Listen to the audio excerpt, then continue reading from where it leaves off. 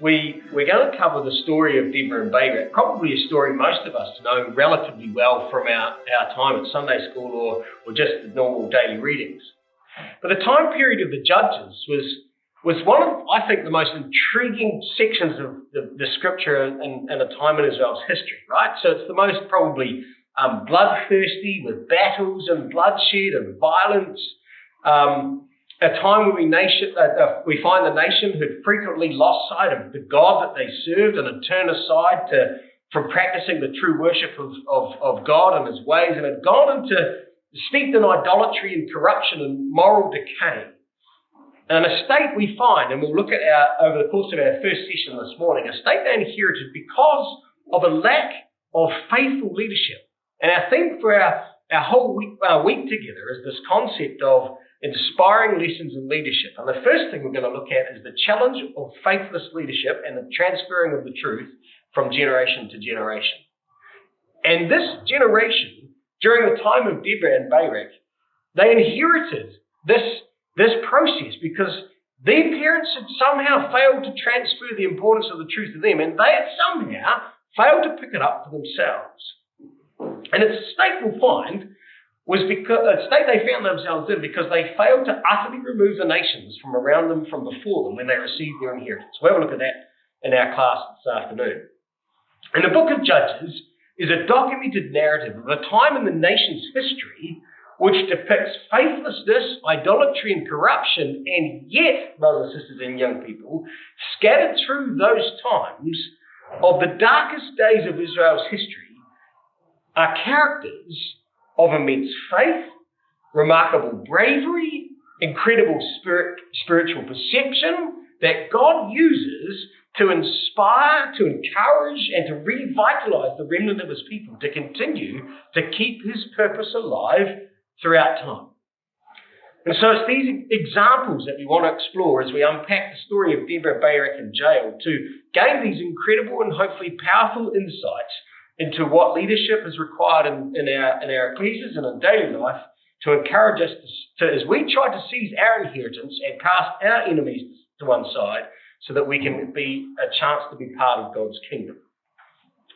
So, where do we get to when we start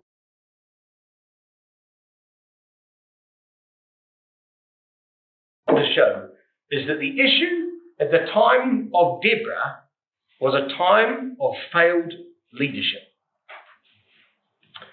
And so as Israel left the wilderness and they crossed over the river Jordan, Joshua assists the nation, you will recall, to take control of the land. And after a series of military campaigns all over the nation, the nation who once had occupied the land of Canaan were finally subdued, right? The Hivites, the Jebusites, the Canaanites, the Perizzites, the Philistines, they all were finally subdued, and the 12 tribes receive their allotted inheritance. And the Levites received their cities of refuge, and the tabernacle was established in Shiloh.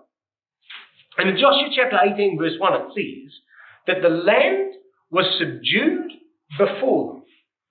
But hold your hand here and come to Joshua chapter 21. I want to set our scene as we begin our story in Joshua chapter 21. So here's Joshua, and he's getting to the end of these campaigns, at the end of the allocation of all the territories.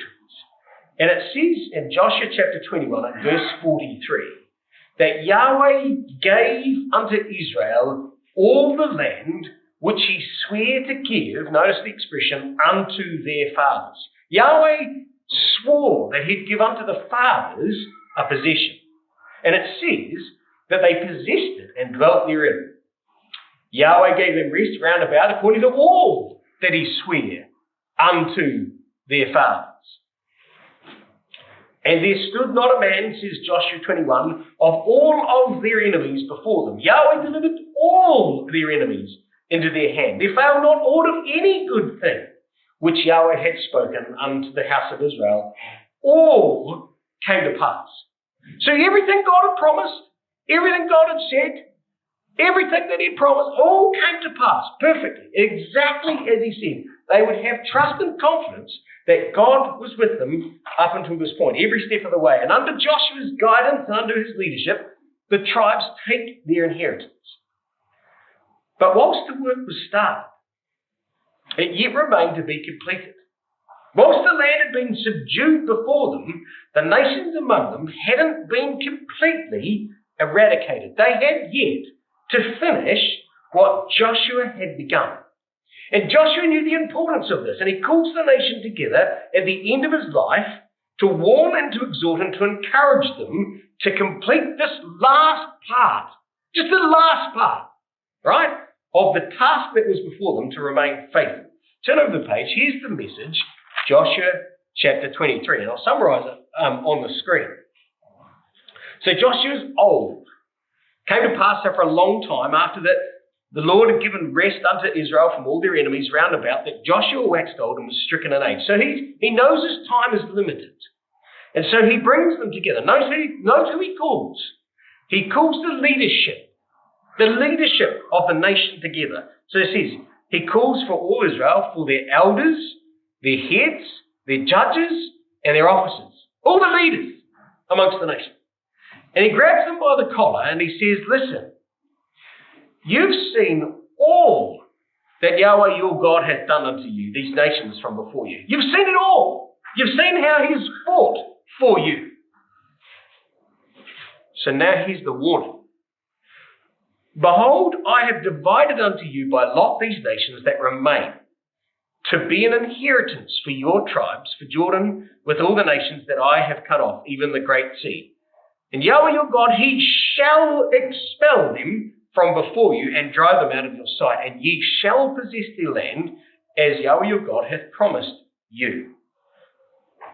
Be ye therefore very courageous, he says, to keep and to do all that's written in the book of the law of Moses, that ye turn not aside from the left hand or to the right hand or to the left, and that ye don't come among those nations that remain among you. So if you've got a colouring in pencil, you colour those expressions. The nations that remain, verse 4. The nations that remain among you, verse 7.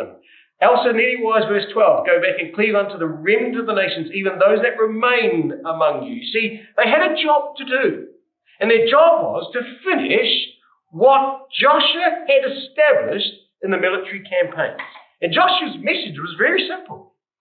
Remove them or be removed yourself. The warning is if you mix with the nations that remain and you end up loving their gods and serving them, they're going to become snares to you. But cleave unto Yahweh your God as ye have done this day. And nations that God has driven them out and he will continue to do so. No one will ever stand before you, says verse 9. One of you will chase 1,000. For God's shown you that he's fought with you and he's going to do it even again as he's promised you. Take good heed, says verse 11, that ye love Yahweh your God. Else if ye do in any wise go back and cleave unto the remnant of these nations, even those that remain among you, and shall make marriages with them, and go in unto them, and they unto you. Know for a surety, says Joshua, that Yahweh your God will no more drive out any of these nations from before you, but they shall become snares and traps in your eyes and in your sides, and you will perish from off this good land which Yahweh your God hath given you. God's given you an inheritance, but you'll forfeit that. And instead of him supporting you to wipe out those that remain, you yourselves will be destroyed. Category. Remove or be removed. The message was very clear, wasn't it? And so Joshua dies. And the leadership around him, one by one, pass off the scene. And the nations begin to finish and do exactly what Joshua had instructed. Come with me now to Judges chapter 1. And here they begin. Here's the story of Joshua after Joshua dies. Verse 1 of Judges. Now after the death of Joshua, it came to pass that the children of Israel asked Yahweh, saying, who shall go up for us against the Canaanites first to fight against them? So Judah begins the process of eradicating the people amongst their territory.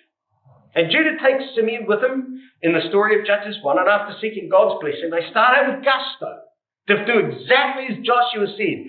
And all of a sudden, if you whip through the story, verses 4 to 7, the Canaanites are conquered and destroyed in Jerusalem. Verses 8 to 15, the Canaanites are overcome and destroyed in Hebron. In verse 17, the Canaanites are wiped out and destroyed in Hormah. In verse 18, the Canaanites are annihilated and destroyed in Gaza and Ashkelon and Ekron. They're destroyed in Philistia. And Judah begins their military conquest of subduing those that remain with gusto until we come over the page to Judges chapter 1 in verse 19. Yahweh was with Judah. He drove out the inhabitants of the mountain. But, and here's the change that's going to now set a pattern for the rest of Judges chapter 1. But they could not drive out the inhabitants of the valley because they had chariots of iron. So Judah shot off to a flying start, drove out all their inhabitants. They got through the mountains, they come down to the valleys, and their entire campaign comes to a grinding halt with these little milly tanks. Chariots of iron. They couldn't wipe them out because of their chariots of iron. And Judah was absolutely enthusiastic about the commencement of the work and their inheritance. They started with zeal and passion, supported by their brothers and sisters in the tribe of Simeon, probably more their brethren, just quietly. However, their work encounters obstacles and challenges when they come face to face with these chariots of iron. And all of a sudden, their faith and trust in God was tested, and it melted. And look, brothers and sisters, young people, we could easily forgive Judah. I mean, let's be honest. As we said to the teens this morning, it was like they took a pistol to a tank. They were fighting the nations with just a pistol when they were facing a tank rolling at them. In contrast. But they had Yahweh on their side. If they only trusted that God would be with them, they would be fine. And God had said, Joshua had warned the nation with God's support in Judges chapter 17, that they would face these chariots. Come with me to Joshua chapter 17. Look what it says. Joshua had already warned the nation. Joshua 17. They would face these tanks, these chariots.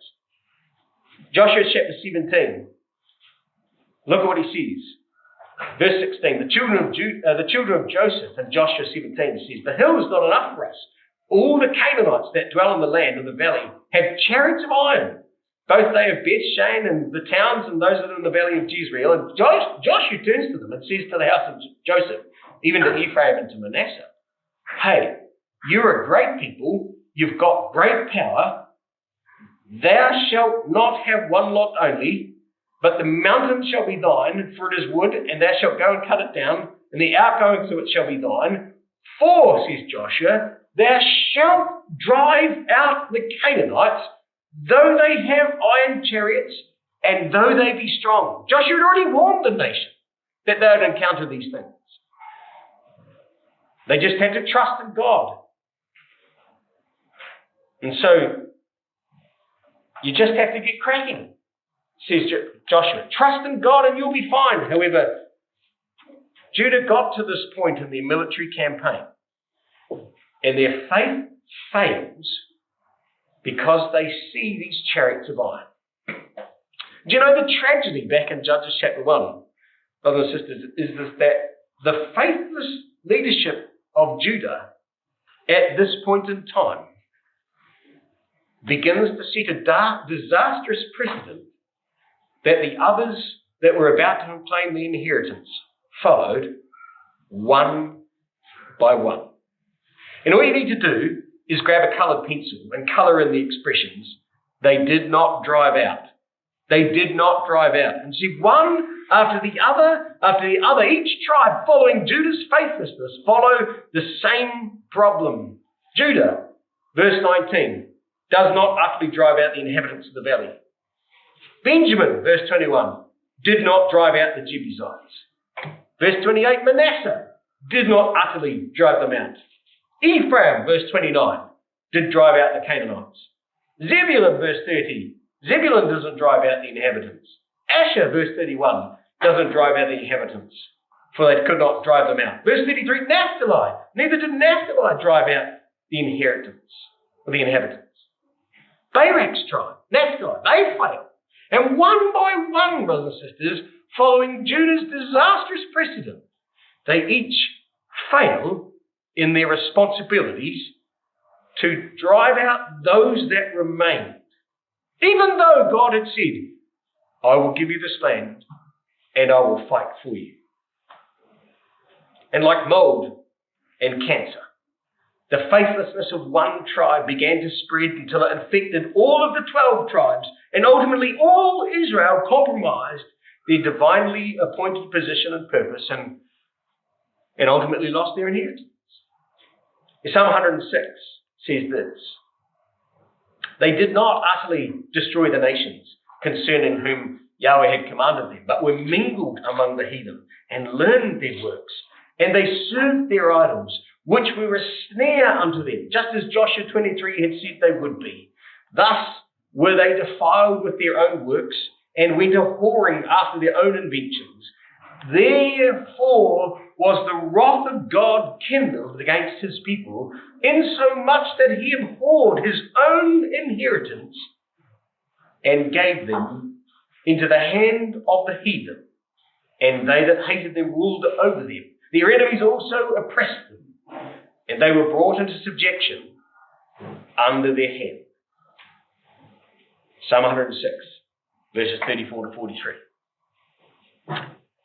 And the faithless leadership in the tribes, coupled with a lack of trust in Yahweh's protective hand, cost the nation of Israel their inheritance. But brothers and sisters and young people, the fundamental question is this: what caused the tribe's faith in their God to waver? What made them lose their trust in their God? Was it just the chariots of iron that they faced? Or was there something else? Well, brothers and sisters, I believe it was something else, probably something more fundamental and something more pertinent that we can learn from as we sit here in this room. Come with me to Judges chapter 2. Here's what happened in the story. And Judges records for us the problem that occurred. Verse 6. Here we go. Here we are chronologically in the story. When Joshua had let the people go, so we're going back in time before Judges 1. Joshua let the people go.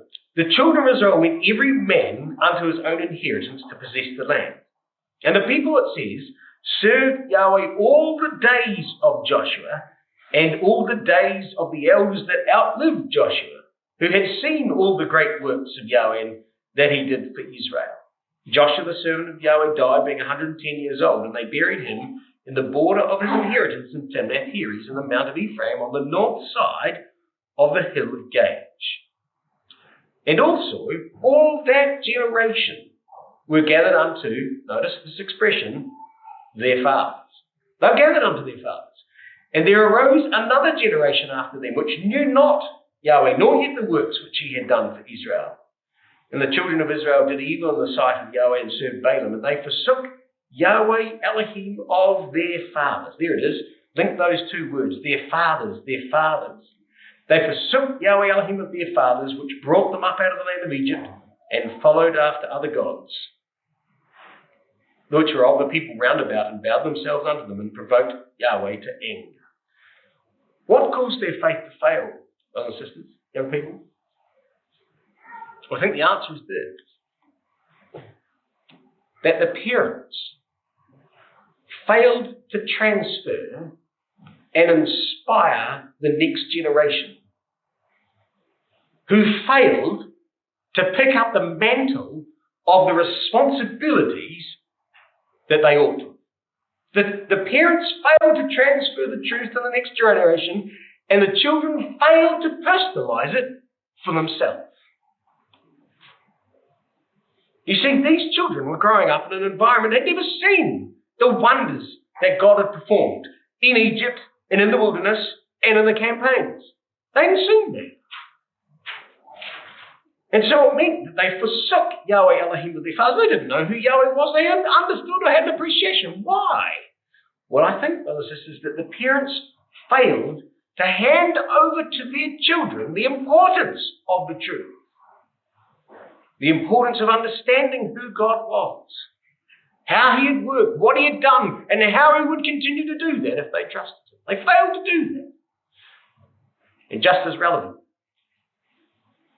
the children failed to seek to personalize the truth for themselves, to build a self-conviction, an utter understanding, and be motivated thereby to serve Yahweh Elohim with their fathers. They failed to pick that up too. And here, I think, brothers and sisters, and young people, is the first and most fundamental lesson that comes from the story of the failed leadership amongst the nation for us in terms of leadership lessons. And the first lesson is for leaders, parents, and elders. You see, many of us, as older brothers and sisters, have grown up or been in the truth for many times, in fact, many generations for some of us. And we've all experienced many things in our life, experienced trials, we've seen the hand of God in our lives, and we understand how God is working and has worked with many of our forefathers and with us. So, brothers and sisters, it's imperative now that we invest in the future generation to show them and to give them that appreciation and understanding. It's our role, it's our duty, it's our responsibility as leaders in our families and in our ecclesias to ensure that our lifelong passion and zeal is transferred to the next generation, allowing them room to grow, allowing them time to develop, realizing that God is working with them too as they begin on their journey, even though some of them might be only just starting out. We're going to make the space for them to grow and to develop and to learn and to make mistakes. It's a process and a journey that takes time. It takes patience. It takes diligence. It takes effort to train the next generation who need to be encouraged and cherished, to show them the God that we know already and understand. Because if we don't, they'll never appreciate the God of grace that we've come to see and come understand. And then as older brothers and sisters, it's quite easy for us to be upset. It's quite easy for us to become resentful, perhaps impatient, maybe bitter about the way in which young people don't seem to be understanding things. But we've got to motivate them gently, guiding and encouraging and stimulating them, allowing them space to grow and to give them responsibilities that they might learn the truth and personalize it for themselves. That role, brothers and sisters, isn't optional. It's our duty and responsibility to hand over the mantle of responsibility to the next generation because the truth depends on it as we trust that God will work in their life. But just as there's lessons for older brothers and sisters, there's lessons for younger ones too. The lessons for the next generation is this: that is our responsibility, and I'll put myself in this category, it's our responsibility as young people to actually look to the wisdom, the experience and the guidance of those brothers and sisters who have gone before us, to understand what they've borne and how they've developed and how they've worked in the truth and what challenges and battles they might have fought, instead of trying to always look for new things. We need to understand the God that they know. We need to take time.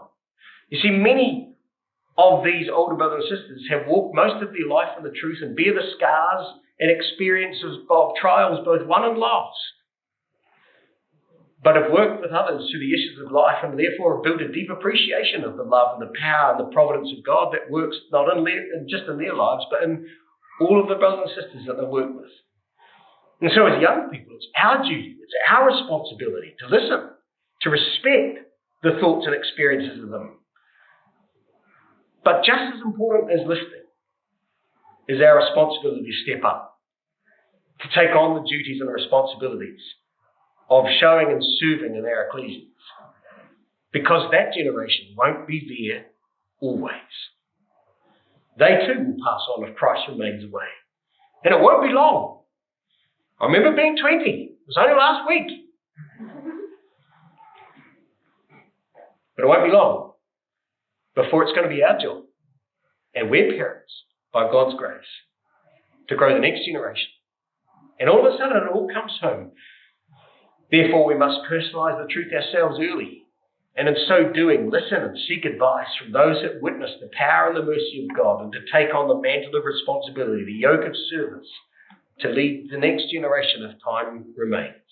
And thus, as older brothers and sisters and younger brothers and sisters, by working together and by God's grace and the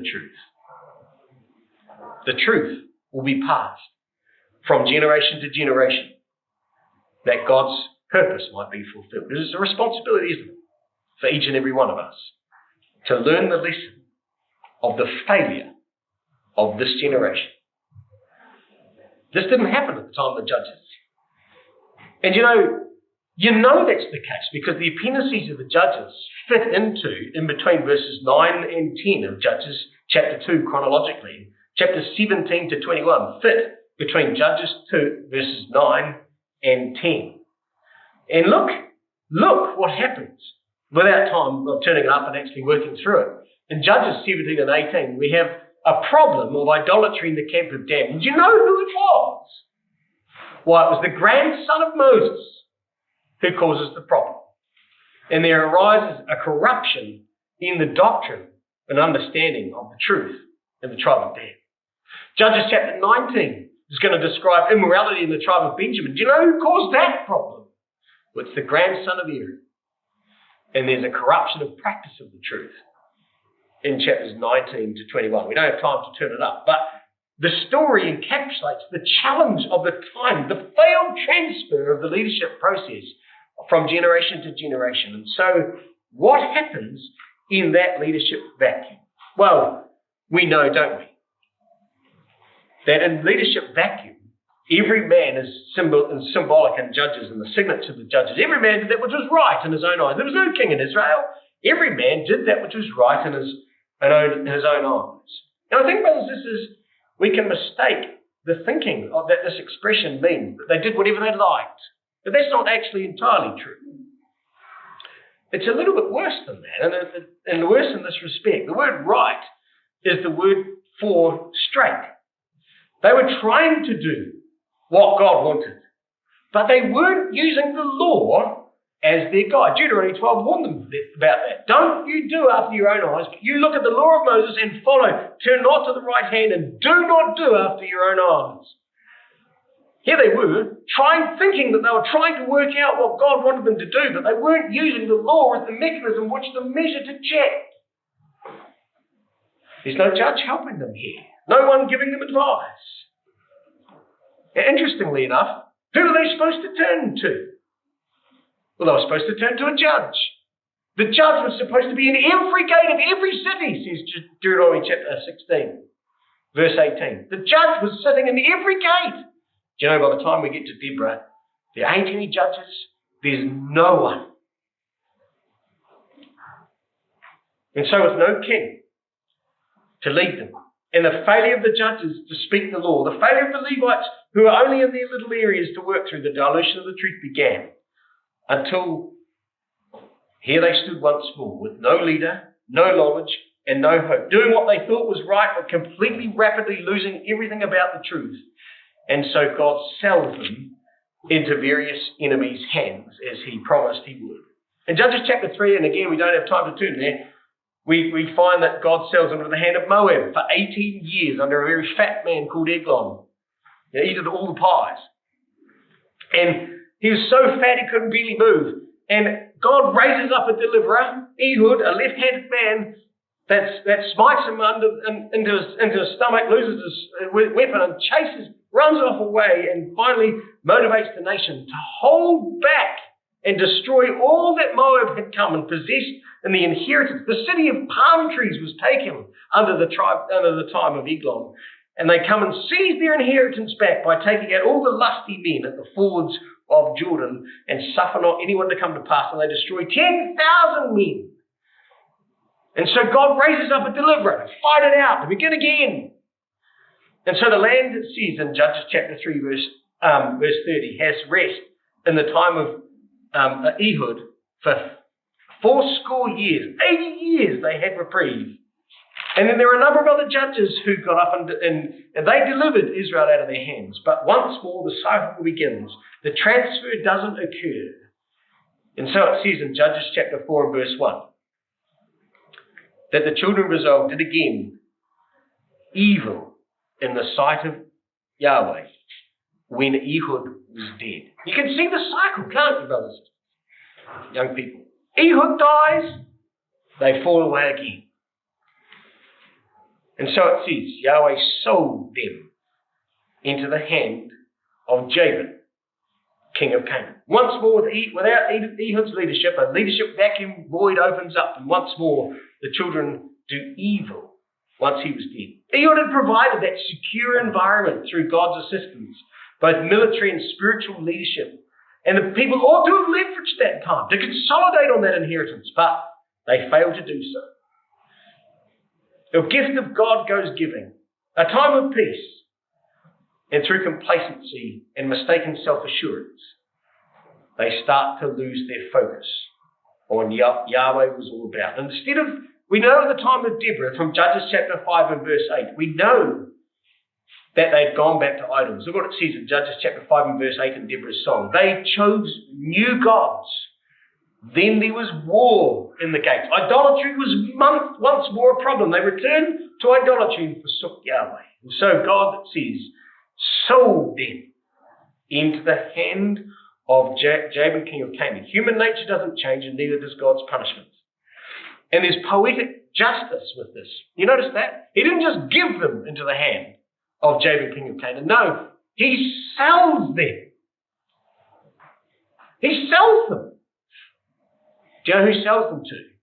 Well, he sells them to a group of traders. You see, that's who the Canaanites were. They were traders. And he sells them to the hand of a group of traders. The word Canaanite is the word lowland from the root meanings to bend the knee or to humiliate. They were a trading nation of merchants who would sell their soul to get a deal. They were the ultimate salespeople who had promised the world. I can say that I'm one myself. And they sold into the man, led by a man by the name of Jabin, a man whose name means whom God observes, from the root word meaning understanding and intelligence. Jabin's name means whom God observes. That comes from this idea of having an understanding or intelligence. You see, this one, Jabin, was the CEO and head of a merchant nation. And here he is, the man who represented the embodiment of the wisdom of the world.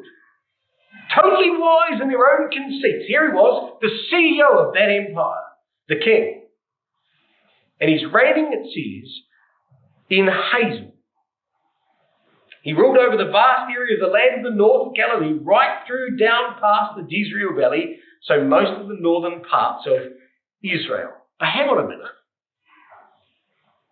If we had been doing our readings, and perhaps if we had been listening hard, a man by the name of Jabin living in a castle of Hazor, have we heard that before? Didn't Israel already take Hazor from a king called Jabin? Come with me to Joshua chapter 11. You see, this is 120 years prior. Come to Joshua chapter 11. Jabin, number 2, has a vendetta that he wants to deliver on the nation of Israel like no other king before. This guy had absolutely a mission. Here's Jabin the first. Judges chapter 11 verse 1. Look at this. It came to pass, when Jabin, king of Hazor, had heard those things, he sent to Jobab, king of Madon, the king of Shimron, and the king of... Okay, so he grabs all of these tribes from the northern parts of Israel, and from the southern parts of Chinnereth, which is all around the side of Dor, and the Canaanite on the east, and the Amorite, the Hivite, the Perizzite, the Jebusite, the mountains, and the Hivite under Hermon, and the land of Mizpah. So most of the northern parts and a little bit south to almost halfway, and they went, it says, all of them with their host, much people, even the sand upon the seashore in multitudes, with horses and chariots, very many. Oh, you hear the echoes, brothers and sisters. All these kings were met together. They came and pitched the waters of Merom to fight against Israel. And God turns to Joshua at this point in the battle. And Joshua chapter 11 says, hey, don't worry. Be not afraid because of them. For tomorrow about this time will I deliver them up, all slain before Israel. And you're going to hough their horses, cut the strings at the back of their legs. You're going to burn their chariots with fire. You're going to totally annihilate them. Trust me, Joshua. And so Joshua comes in all of his faith, with all the people of war with him against them by the waters of Merom. And they came upon them suddenly and fell upon them. And it says, Yahweh delivered them into the hand of Israel, who smote them and chased under them into great Zidon, all the way through. Notice what it says, until there left none of them remaining. Grab a colouring in pencil, here it is. They left none of them remaining. Joshua also, he did unto them as Yahweh had bade them. He houghed their horses, burnt their chariots with fire. Joshua at that time turned back. Look what it says. He took Hazor. He smote the king thereof with the sword. For Hazor before was the head of all those kingdoms. And they smote all of them that were therein with the edge of the sword, utterly destroying them. There was not left anything to breathe. And he burned Hazor with fire. So he entirely annihilates them. And all the city of those kings did all the kings of them did Joshua take, and smote them with the edge of the sword, and utterly destroyed them, as Moses the servant of Yahweh commanded.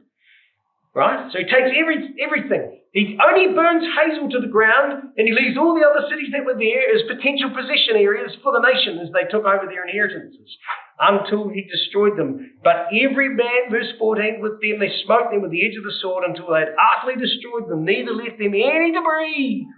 As Yahweh had commanded, so did Joshua. He left nothing undone of all that Yahweh commanded Moses. So Joshua had totally destroyed the city, had totally wiped out its inhabitants, had totally done. How on earth have we got Jabin, number 2, here at this point? Well, there can only be one answer. You see, it was Naphtali's faithlessness that had failed to eradicate the rest of the territory in the north that had been given them in their inheritance. They'd failed to remove those that remained among them. And here's a man who had given himself the title of Jabin II, a man with horses and chariots for many, who's going to come and mightily oppress them. Oh, how mightily, brothers and sisters and young people. Oh, this guy had a vendetta. His family and all his offspring was dead. He's going to make Israel pay. And not only had he taken back the city of Hazor that ought to have been their inheritance, but even the smoke marks on the wall, whilst the paint was new, was there as a reminder to him that Israel were going to die. And Naphtali were now his servants. And it says he mightily oppressed them. Oh, he had a plan with these people, and it was to keep them firm in an iron grip. You listen, for us, brothers and sisters and young people, is if we don't utterly destroy the things that will take us away from God and out of the truth, guess what? They're going to come back to bite us. And not only are they going to come back, they're going to come back with so much vengeance and so powerful that we may actually fall under the pressure. We can't just temporarily put things to one side. We can't just slap a band-aid on the things. Christ made it pretty clear. If your arm offends you, cut it off. If your leg's going to be a problem, get rid of it. If your eye's going to be an issue, pluck it out. You've got to take sin seriously and follow God's commandments to its entirety, that it might never be a problem ever again. And so mighty was Jabin's military campaigns that it dominated the city. So much so that they couldn't eat. And the oppression was going to be overseen by a military general whose name was Sisera. We find by inference, by the way, that Sisera's mother, when we come to the story of Judges chapter 5, was living in the castle in Hazor, which might suggest that she was the queen of the empire. Makes sense. That Sisera had received his position not only as a military strategist, a genius, but because of his mother's careful influence. Someone we know only too well, we see, looking out of a window, as emblematic of Jezebel herself. But Sisera, his name means battle array. And by name, he was by character. Sisera, battle array. He was a brilliant military strategist and warrior who marshaled the largest army right across the Jezreel Valley in a public display for all to see. 900 chariots of iron were going to be paraded, plus all of the troops. He marshaled a large army, and they were all stationed primarily, and this is important, at a city called Harosheth of the Gentiles. And we're told that Jabin lived in Hazor, but Sisera dwelt at Harosheth of the Gentiles for a specific reason. And the reason is this, and we'll come across this later in the story. Maybe a workman's hammer might help bring to your attention the link. Because here in the story, the word Harosheth of the Gentiles means a city of mechanical workers. A city of panel beaters, grease monkeys, and apprentices. Sorry if you're training to be a mechanic. But here was Harosheth of the Gentiles. Why is it called Harosheth of the Gentiles?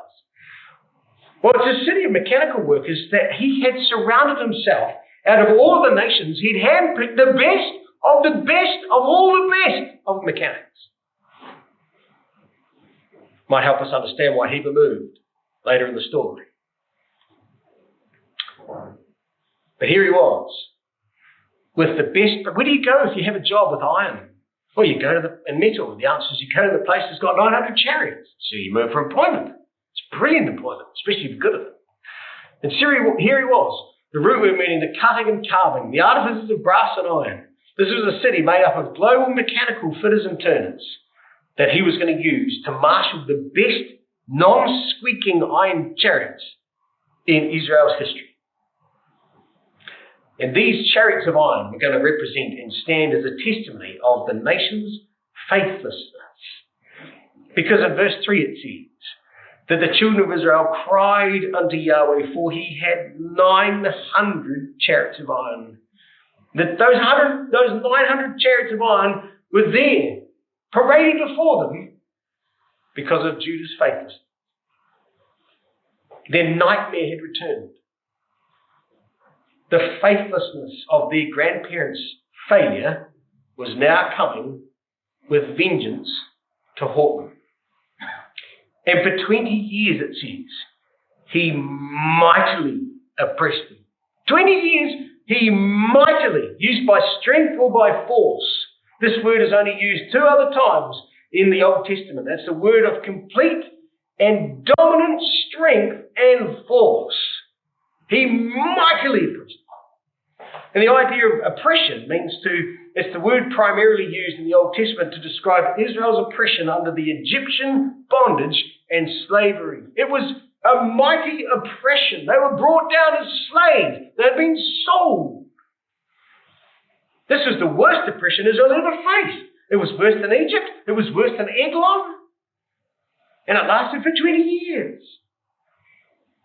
How bad was that oppression, brothers and sisters? Well, Judges chapter 5 verse 6 says that in the days of Shamgar, in the days of Anep, in the days of Jael, the oppression was so bad, it says, that the highways were unoccupied. And the travellers walked by goat tracks or by crooked paths, by byways. The 407 to Midland was empty. In fact, it wasn't empty. It was covered with tanks moving backwards and forwards. And no one else in their SUV was going to drive up that road because the tanks were there. Instead, they backpacked on foot through the back channels. The highways were unoccupied. The travellers walked through the byways. The people were still too scared to travel between the cities. The highways, the main arteries for trade, for food, had ceased. Means that literally had come to an end. Anyone wanting to get around had to travel via the twisty, gnarly growth tracks of the back country. And the point was, brothers and sisters, no one moves around. Food was scarce. It's like COVID returned. You couldn't travel. Trade was non-existent. The noose of Sisera and Jabin had grown tighter and tighter. Each year, squeezed. Mightily oppressed them. And it sank Israel into complete and utter depression. You know, brothers and sisters, I wanted to take this time to get to this point of the story because it's at this time and into this scene, in this context of utter misery, oppression, and depression, we're introduced to a remarkable woman who was going to give sweet counsel, a bee who's going to produce the honey that the nation would feed on. Here we're introduced to Deborah the prophetess. Her name means a bee. And one might suggest, well, it could be because she was busy and all that she did, but actually the idea of the word for bee is more used in its reference to its systematic instincts. Insect as well, I suppose, but it's systematic in its instincts and in its processes. The word for bee comes from the root meaning to arrange. And when you look in the beehive, it is beautifully arranged. I've had a bit to do with bees in my time. They're remarkable creatures. Time for a conversation about that at a different time. But they're remarkable. But they arrange everything with perfection. So when they dry honey in the honeycomb, it's conditioned to a perfect moisture level. And if you take the honey too early, it ferments in your tanks. If you take it too late, it just crystallizes. But they cap it and it's moisture managed perfectly. They've got everything to precision. They deal with infection. They deal with issues associated with intrusion. They're amazing creatures. Here she was, Deborah the bee. And one could refer to all her diligence. But the point was it was her words of counsel carefully arranged that were going to be what Israel was coming to hear. The record wants us to focus not on just her diligence, but the order and arrangement of her counsel and advice. She was called Deborah, a prophetess. The idea of the prophetess, telling of the future and explaining God's words, to speak God's mind and to expound God's message. Deuteronomy chapter 18, verses 18 to 19 and 21 and 22. That's what a prophetess would do, and speak God's mind. Deuteronomy 18 to 22. And in a spiritual wasteland, in the desert of the times of the judges, the bee, the prophetess, would produce the sweetness of the counsel that rewards like honey. Psalm 19 and Psalm 119, the sweet counsel of wisdom that rewards like honey. Here she is, the bee. And Deborah had obviously been moved by Yahweh's words and had prophesied and explained to the nation why they were under this oppression, why God's judgments were there at the hand of Jabin, all because of their idolatry. And she was trying to provide advice and counsel, and this had earned her a reputation amongst all of the nation for speaking God's message. And notice what the record says.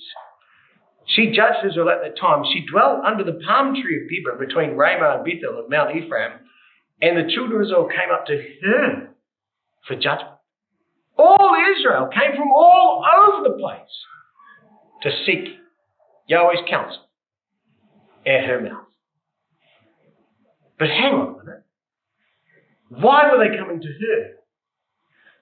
You know, Deborah's role had evolved because of a lack of leadership in the entire land of the nation. Every single city, says Deuteronomy chapter 18, Deuteronomy 16 was supposed to have judges in every city in all the gates. And every gate of the city was required to have a judge. And yet here it says, all Israel came to her for judgment. A prophetess, a woman, here at this time. Where are all the other judges? Where are all the men? There was a complete lack of leadership across the entire land. And we know that's the case. Deborah sings about it in her song. Judges chapter 5, verse 7. So in those days, when the highways were unoccupied, look what it says in verse 7, the inhabitants of the villages ceased. You know, in the Hebrew, in the English, it's not very well translated. It means the chieftains or the rulers ceased. Anyone of leadership was gone, says Deborah. There was no one around. Leadership had disappeared. And instead of the place where the judges ought to have been in every gate of the city, according to Deuteronomy chapter 16, verses 18 to 19, instead, says Deborah, there was war in the gates, verse 8. They chose new gods. Then there was war in the gates. And was there anything seen of weaponry in their territory? Of course not, says Deborah. Nothing was seen. But there was idolatry happening there. Where the judges ought to have been, there was no one.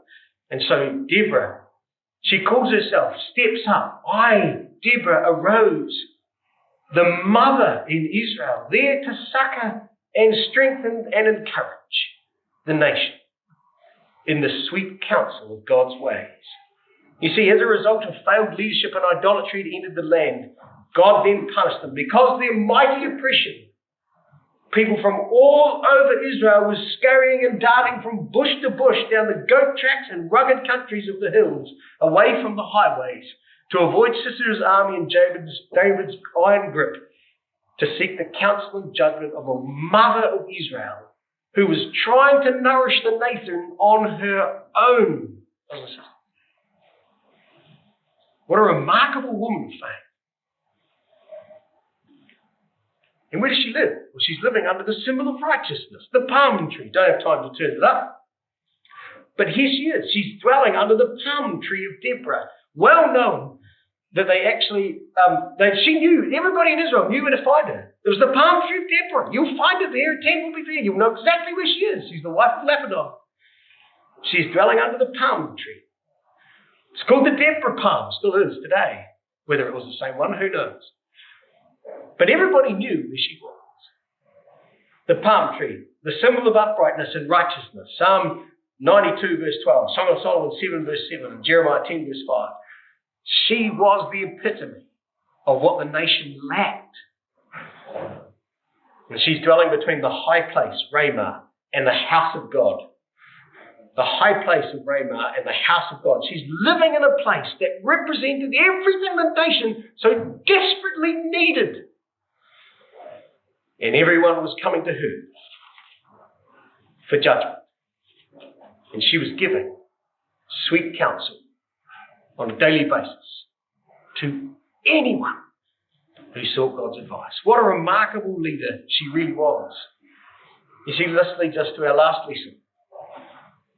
The lesson for us is that true leadership is about service, not a position.